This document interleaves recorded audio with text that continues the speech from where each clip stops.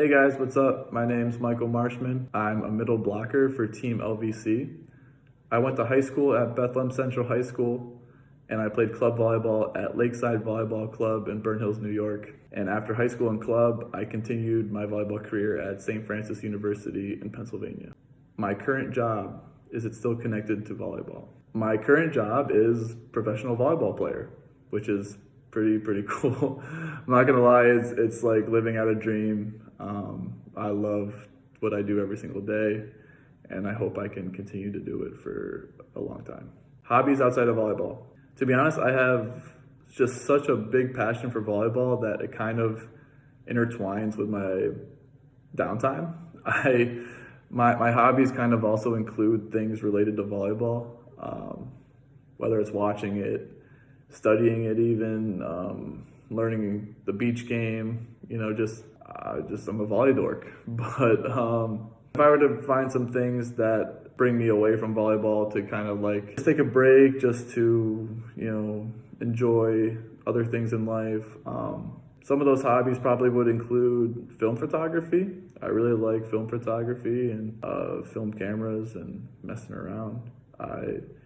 I like music, I like movies, and I'm really bad at it, but I love to surf. And when I'm home, I just honestly really just try and spend as much time with my family and friends while I can. What has the opportunity to play in the VLA meant for you in your volleyball career? The opportunity to play in the VLA has really meant a lot personally for me because I've always really wanted to help wherever I could create a professional league in the United States. I've always really admired that. I remember being 15 years old and Google searching like pro men's volleyball, like Zenit Kazan in Russia, tour volleyball in France. These were some of like the bigger teams that the bigger players were on, and I was always just like, wow, this is so cool. And for me, it's always been a really amazing feeling to compete in the VLA, to try and do everything you can to promote this pro league and this amazing sport in the United States. So, and it couldn't be any more perfect playing for Team LVC and some of my closest friends from my literal hometown team. So it's a great opportunity. It's an opportunity of a lifetime, honestly, and I'm super stoked to see what the future holds. Describe the unique challenges and rewards of representing your country as an international volleyball player. How does it differ from playing at a domestic level? There's quite a few challenges when you're playing international volleyball. In two ways, I've been able to luckily experience both, to where I've gotten to represent Team USA on the international level, and also in professional volleyball, playing in France and in Finland, I've been able to just represent being an American, playing in those professional leagues. So what I can really say is you're just playing for something so much more. Domestically, you're playing for pride, you're playing for, domestically, there are some regional rivalries. Like for us, we had a little St. Francis against Penn State rivalry, even though for 90% of the matches, it wasn't really a rivalry. Penn State had our number quite often. And also the classic, also the classic New York versus Boston regional rivalry. Like that's always fun at a domestic level. The sense of pride is just so much different when you're playing internationally. When you're representing Team USA and you're playing against Brazil or you're playing against Cuba, there is nothing that quite measures up to that level of intensity and that level of pride that you have while you're on the court wearing that flag on your jersey and wearing the red, white, and blue. So it's a whole nother level. It's a whole nother experience, and I'm so grateful to have been able to experience not only playing for Team USA, but also to play overseas in Finland and in France now for quite a long time, and to not only represent myself, a club, but also a nationality. Every time I step on the court, I'm representing American culture, the American school of volleyball, and everything American, because that's what people see me as, an American, And that's another sense of pride. It's another sense of, character that you're gonna kind of go out there and present and be proud of who you are and where you've come from and represent it as well and respectfully as you can. So it has a little bit similarities at the core, playing domestically compared to playing internationally. But I would just say playing internationally has a whole lot more pride on a whole lot bigger scale. How do you adapt to different playing styles and strategies when you're competing internationally? And what lessons have you learned from facing diverse opponents? So playing internationally, you're gonna run into a lot of different schools of volleyball. You're gonna run into a lot of different tactics, a lot of different techniques, especially when it comes to, I would say, offensive attacking and strategies. Sometimes also you see a lot of creativity now in the game, where if someone is going to attack a ball out of the pipe on the second contact, or if they're going to set the ball immediately on the first contact to the pin. Sometimes you see middles run a kind of like deceptive route where they pop away from the setter or they float into the setter. I've seen one of the most unique things I can recall is seeing one Chinese professional team. They ran their middle everywhere. The middle blocker would attack kind of everywhere regarding where the setter was. And one time, the middle blocker attacked a 31 or a 7, shoot, whatever you want to call it, on the pin. Like the outside hitter couldn't attack the ball because the middle blocker was there, and they set him and they scored because it was so effective. And I remember seeing that, being at the net, being like, what am I gonna do? How am I gonna adapt to that sort of deal?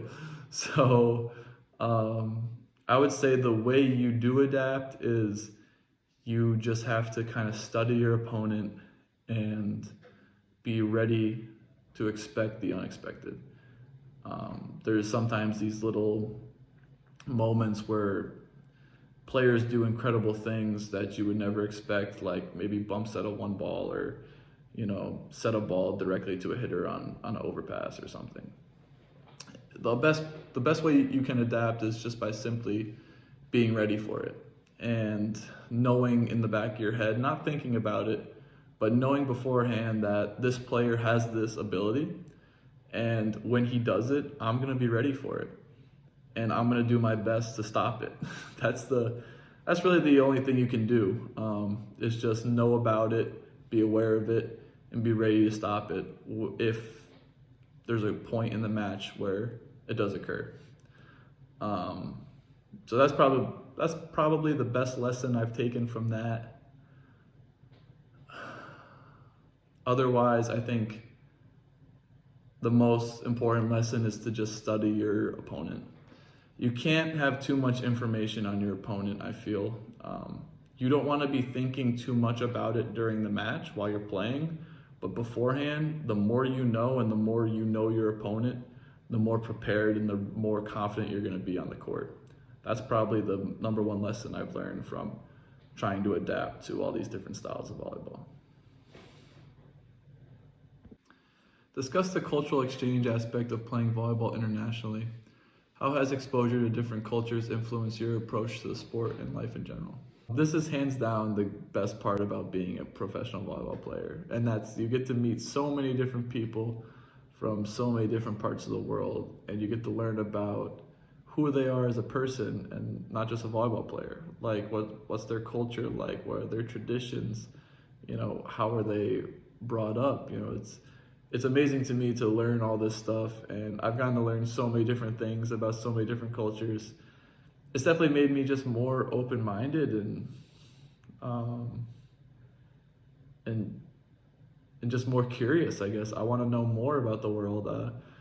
I know in the United States we have a great life, and I'm also able to realize that as I'm able to travel the world and see different places, how good life is in the United States. But learning about all these different places just makes me curious to see more. there's more out there. There's so much more out there, and their cultures are so much more denser because they've had history for so much longer time. And it's really, really interesting to me to just hear about the history and how deep like their cultures go and their traditions and everything regarding that. So it makes me a lot more curious and certainly a lot more open-minded on things in the world. How does it affect me on the volleyball court? Well, I've definitely picked up a couple things. There's a lot more passion and a lot more intensity from different cultures. I think in the United States, unfortunately, we just kind of like only resort to trash talking, and sometimes we have some fun. Sometimes we're vibing. Volleyball is kind of a chill sport, but over here and outside of the U.S., it's their jobs, it's their career. They're fighting to put food on the table.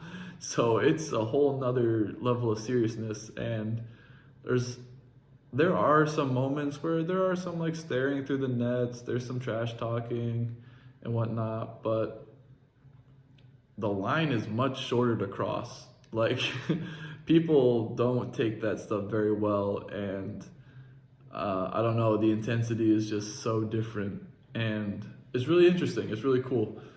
I've definitely picked up on that though. Like I've become so much more competitive, so much more intense. I was already probably way too competitive as a player, only to just become a lot more competitive by playing with these people who have been playing to put food on their table their whole lives, their whole careers, I should say.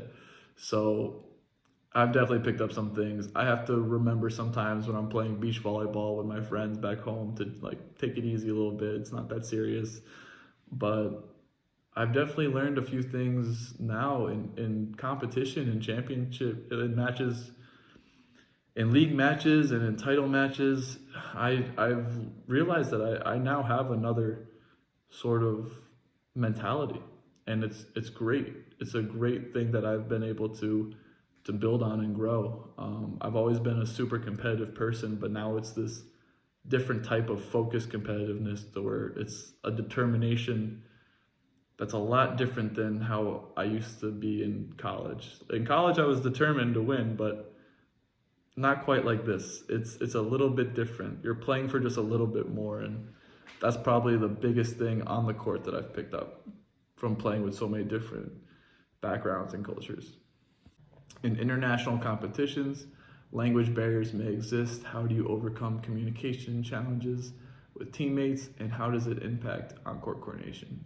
There's definitely times where language barriers exist.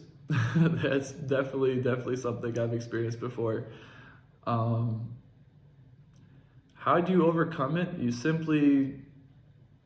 One thing you can do is simply learn the other language. I can say I can speak enough French now to where I communicate with my French setters that I play with in French. I don't speak English to them, which has taken a long time for me to do, but it's been very, very helpful. And it makes things a lot more smoother to work some things out, because if you're relying on yourself to speak in English all the time, you're trusting that their English level is high enough to understand exactly what you're saying. And oftentimes you may use some words that they mistranslate or something like that. So the best thing you can do is put your best effort in to learn the language, and that's helped me a lot. But my first season in France, I played on a team where the whole practice, all the video sessions were in nothing but French, and I didn't speak a single word of French. So I would do everything I possibly could to communicate with my one setter who actually didn't speak any English, to try and just let him understand what I was trying to ask of him. Because if there was one misset and he was unsure about what went wrong, I had to try and communicate with him, what could have been different.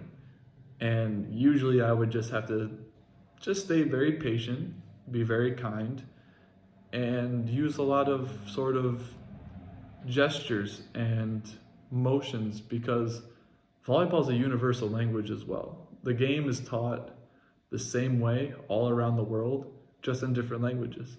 So if I try to explain something to him in English, but also showing him, he'll easily understand what I'm trying to say. Even though he doesn't understand the words coming out of my mouth, he understands the volleyball part of it. So that's also one thing, just trying to show rather than tell, and to just stay as patient and kind and understanding as possible. And if you can, why not try and learn the language? It's only going to help you, and you'll get to keep it for the rest of your life. National player, you often travel extensively. How do you manage the physical and mental toll of frequent travel, and what strategies keep you in optimal condition? You do travel quite a lot as a professional volleyball player. It's not easy. It does take a big toll on you. It's very tiring somehow, traveling all the time. But there are ways that you can kind of handle it. It's not for everyone. Usually one big travel, I remember my first year, our coach said this one specific travel we had would determine a lot of players if they were going to be down to continue living this sort of lifestyle as a pro volleyball player. And we literally took buses, we took planes, we took ferries, and we took trains. Like, we took everything possible to get to this destination. And it was one heck of a trip, but I'm still playing, so it must have been not too terrible. But yeah, how to manage it. I think first thing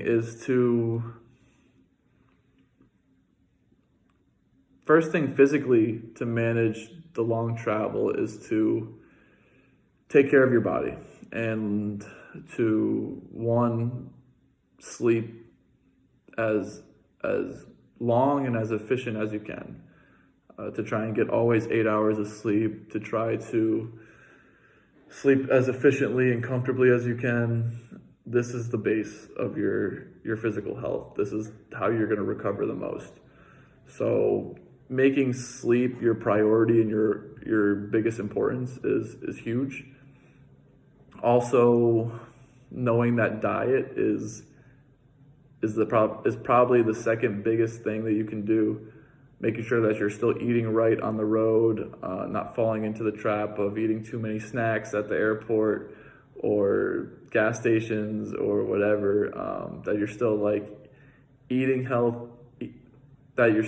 healthy, that you're still getting enough of your protein throughout the day, that you're still getting enough calories, and doing what you can to keeping yourself fueled up and ready to play. There are times where you travel the day of the match, and you gotta try and make sure that you're fueled up and ready to go by game time. So it's the best way that you can kind of manage this is by taking responsibility into your own hands. And also, if you have any sort of ailments, any sort of injuries, or things that help you, whether it's having a Theragun, having a massage gun, having a Normatec or compression boots available to you, whether it's wearing compression socks on travel, whether it's stretching while the bus is taking a break in the travel. Just taking responsibility into your own hands is a huge step in the right direction to try and manage the toll of the travel. As far as the mental toll goes, it's a lot of just perseverance, and staying patient. Also, keeping yourself occupied. Sometimes it's good to crush a TV show, just watch your favorite show, or if you have Netflix downloaded on whatever device you have, to sit back, relax, and enjoy it. Like, you don't have to always have your mind occupied all the time. You can turn the brain off, you can relax, you can decompress. Your body's already under enough stress. Try and relax a little bit. Enjoy the trip, enjoy your show, enjoy your game, whatever you're doing. And just kind of use that time to recover also your nervous system, and not try and do too much and add too much stress more to your body. If you prefer to be productive, be productive. Start a project, start a YouTube channel, have a side job, have a little side hustle, some project. Do what you got to do, So know yourself as far as the mental aspect goes. Know what's going to make me more refreshed and comfortable during this travel. Is it being occupied with work? Is it keeping my mind active and engaged? Or is it just shutting it off and watching a silly show on Netflix, reading a book or enjoying a nice audiobook or podcast? Try and reflect on yourself, know what type of person you are, and use that time to let your nervous system kind of also recover. And this also just keeps a lot more stress off your body and off your mind. And the more you can kind of relieve the stress from your mind, the easier the frequency of the travel is going to be. And also, the easier it's going to be to play after all the travel. So a lot of good things come from sometimes just making sure that the mental side of your well-being is taken care of rather than just the physical side. So you got to always make sure both of those things are in good shape, for sure.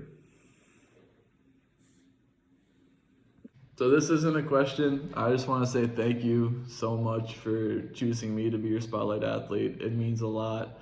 I'm totally shocked and I'm kind of blindsided by this whole thing, but in a good way. I'm super stoked to do it. And I hope it all came out good enough. I tried to get this done as fast as I could for you. I don't want to forget, because the schedule probably over here is going to get a little crazy. So I saw your message. I just wanted to get it done for you, and I'm stoked about it. I'm kind of in shock. This all happened just out of the blue for me. So I'm stoked to be able to do this for you, and I hope, like I said, I hope what I did came out good enough, and I know you guys are gonna do a great job. So I can't wait. I'll send you guys the photos and the clips, and yeah, can't wait to see it. Thanks a lot.